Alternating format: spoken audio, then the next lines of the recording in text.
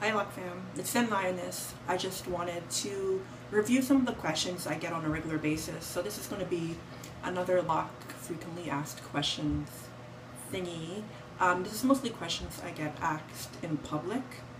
And there are a few that have changed from my last video because I guess as time goes on, they start to ask different things.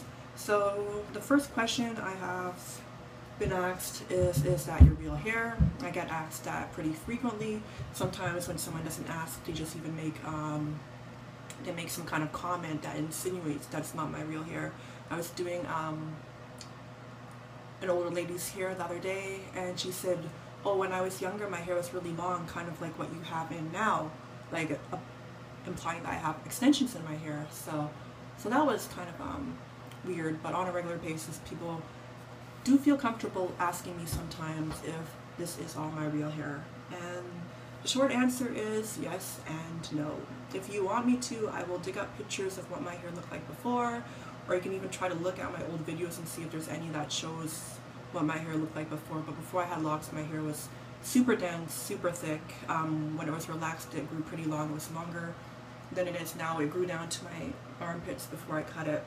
And the reason I cut it is because it was that length for maybe 2 years, and I don't think it was going to grow any longer. It was starting to look scraggly and starting to thin out a little bit after that.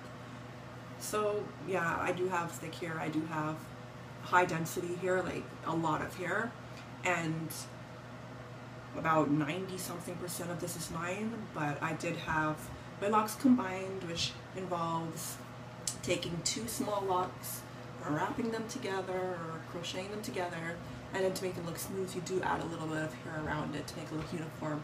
So I have some hair, some extensions in my hair, but basically most of it is all mine. The other question I get asked a lot is, do you have locks, do you have dreads, do you have twists? Well, 100% of you know I have locks.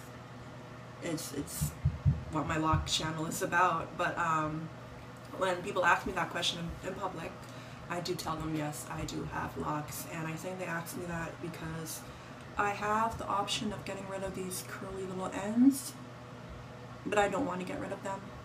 And also I still have like buds in my hair, so I might look like I have twist or starter locks or something, even though I've had my locks for going on 3 years now. So that's a pretty decent question. I understand why people would ask me if my hair is locked or if I have locks, because not all locks look the same, and mine might look different than other locks that they've seen. Another question I get asked, how long have you had your locks? This is a tricky question because I've had my locks going on 3 years, so it's been maybe 2.5 years. But the reason my hair is the length it is right now is I grew my hair out for 3 years after I cut off all my hair. I didn't want to start my locks and have super short, spiky looking starter locks. So when I was natural, I had been growing my hair out for 3 years before I decided to lock my hair. So my hair was already like about here when I started my locks, and then it shrunk a little bit, and now it's starting to show length a little bit. So I've had my locks 2.5 years. I've been natural for about 5.5 years. So this is 5.5 years of growth, not 2.5 years. It's another question I get. Do you do your hair yourself? People didn't start asking me this until just recently. They would sometimes ask me if I started my locks myself, but they've been asking me, do you do your hair yourself? Do you maintain your hair yourself? And even at this stage, where my retwist isn't all neat and scalpy and I have no lock style right now, people still ask me if I maintain my hair myself, and the answer is no. It's been a lot less stressful to go to someone else to get my hair shampooed and retwisted. It's just really time consuming and my arms hurt, and I don't need to really explain, because if you have locks, you know what the struggle is like when you retwist. And the worst feeling in the world is spending like 2 hours or more retwisting your hair, and then you go out and do something like work out or shower, or you have to wash it and the entire retwist just comes right out. I try not to wash my hair between retwists. I don't know if that's gross to some of you, so I do go 4 weeks sometimes without shampooing my hair. But I've been doing this for a few months now, and I find that this is the regimen that makes me the most comfortable, and I've never gotten more compliments on my hair than now when I've been seeing the loctician that I'm seeing, who's really great. Another question I ask, or get asked, is my hair heavy? And the short answer is yes. I have no way around it. It is heavy. Right now, it isn't heavy. I have days where it doesn't feel so bad. But if I were to put my hair in a ponytail, and I would to wear it like that all day, like the base of the ponytail right here is where I would start to feel like heaviness on my hair the most. And if I had my hair too tight, I would feel it in my roots. But it's just like when I'm walking around and my hair's kind of moving like back and forth, that's where I start to feel like the pulling at the base of my head. So I try not to wear my hair in a ponytail too much. When I'm at work and I'm like shampooing hair and doing hair, I have like a lock band, and I'll just usually, it's not that cute. Like sometimes I'll have my hair half back, sometimes I'll have it like pinned up with bobby pins in some simple style. But when I wear my hair down to work and it's starting to get in my way, I just take one of these and I just put my hair back. So they are heavy, and I do worry sometimes because I would like to have longer hair. I would like to grow my hair halfway down my back, but if my hair's already heavy and it's not that long, I don't know what it's going to feel like when it gets longer, and I might have to keep combing it a little bit if the heaviness bothers me. But I've been told it's because I have a lot of locks, and I started with 200 locks. I have not as many now, but I still have a lot of hair and a lot of locks, and that's the reason my hair is so heavy, or it feels so heavy. And the last two questions. One is, do you color your hair? Yes and no.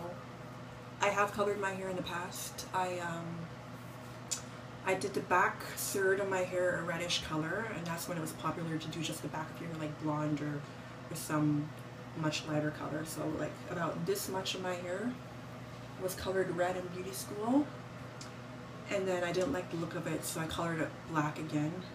There was also some red pieces like in my bang area.